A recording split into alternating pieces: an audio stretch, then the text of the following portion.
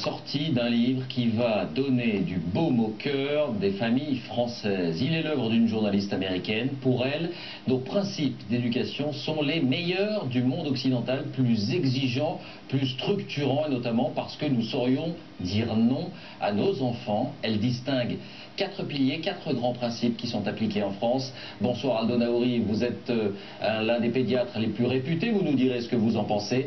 D'abord, le détail de cette enquête, José Blanc-Lapierre, Nathalie Dubose. La nouvelle nous vient des États-Unis. Les enfants français seraient mieux éduqués que les petits Américains. Démonstration avec une famille parisienne, modèle de l'éducation à la française.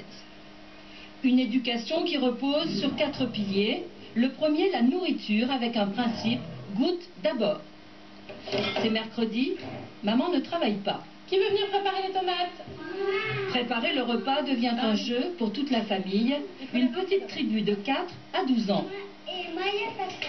Ben toi, tu restes là, tranquille. Qui apprécie déjà la bonne cuisine, mais qui avale aussi tomates et crudités à chaque repas sans rechigner, car maman a une méthode bien à elle. J'essaye de leur apprendre différents goûts de différents légumes pour qu'ils puissent au moins trouver des légumes qui leur plaisent dans le lot. Je leur demande toujours de goûter déjà, parce que je pense que plus on en goûte petit à petit et plus on aime les choses en fait. Pour la journaliste américaine, auteure du livre, ce rapport à la nourriture est l'une de ses plus grandes surprises. On mange d'abord ensemble à table et que les enfants et les parents mangent la même chose. Et que ce n'est pas les enfants qui décident qu'est-ce qu'on mange, c'est les parents qui décident. Aux États-Unis, c'est très rare d'avoir ce scénario. L'éducation à la française, c'est aussi leur apprendre la patience avec un maître mot, attends. Quand on est 4 enfants, il faut un peu de discipline. Allez, tu attends, je vais te donner du pain, je n'ai que 2 bras. Attends, cette maman le répète à longueur de journée. Pour elle, la patience est une vertu qui leur servira plus tard. Dans le monde qui les attend, ils n'obtiendront pas tout de suite. Une bonne éducation, c'est aussi acquérir son autonomie. Et ici, vive la colo. Dans cette maison, même le plus petit de 4 ans joue tout seul dans sa chambre. Crèche, classe verte, camp de scout. Depuis longtemps, ces petits débrouillards ont appris à se prendre en charge.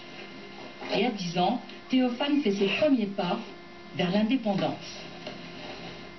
Et pour que l'éducation à la française soit complète, il faut un cadre. Avec la phrase clé, c'est moi qui décide. Non, c'est moi qui choisis. C'est moi qui choisis. J'ai décidé le petit. Non, c'est ça ou c'est rien du tout. Voilà. Ça, c'est très bien. Pour la télé et Internet, pas question de négocier. L'autonomie a ses limites. Celle-là, elle est bien. Voilà. Prends celle-là. En France, idéalement, vous pensez que c'est bon de dire non sur certaines choses et de ne pas céder et de ne pas négocier, que ça serait mieux pour les enfants. Et je crois que ça fait plus comme la vie.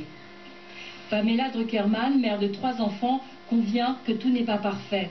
Mais son livre montre aux Français qu'ils sont peut-être de meilleurs parents qu'ils ne le pensent. Merci d'être avec nous en direct, Aldo Naouri. Alors il y a de quoi être surpris, on entend souvent que l'autorité est délaissée, que l'éducation n'est plus ce qu'elle était. Est-ce que vous êtes surpris, vous, par les conclusions de cette enquête? Eh bien, vous appelez enquête le fait que vous ayez trouvé une famille tout à fait assez extraordinaire, je dois dire. Moi-même, j'ai entendu ce qui vient d'être dit et j'applaudis. L'enquête de notre consoeur américaine, pardonnez-moi. L'enquête de notre consoeur américaine, je pense qu'elle est tombée sur des cas assez exceptionnels. Malheureusement, statistiquement parlant, il n'en est pas ainsi.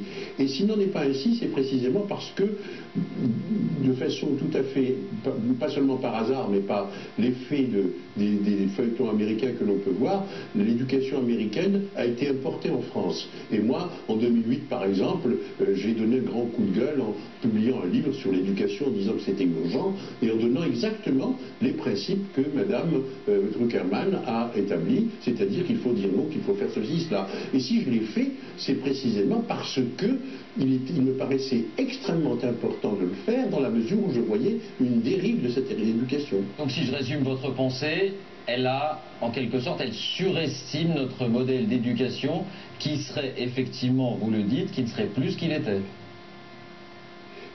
Exactement. Sur le plan statistique, elle le surestime. Sur le plan des principes, elle a parfaitement raison. Et c'est comme ça que ça doit être, mais malheureusement, statistiquement parlant, ça n'est pas comme ça. Et les consultations des centres médico-psychopédagogiques sont envahies par des parents qui ne savent plus comment faire avec leurs enfants parce qu'ils ne les ont pas éduqués. Merci Aldo Naouri. Eh bien, on avait une raison d'être fiers pour relativiser les choses, mais c'est bien pour cela aussi que nous souhaitions avoir votre commentaire pour avoir un peu de recul par rapport à cette enquête. Merci d'avoir été avec nous. Une image de sport, le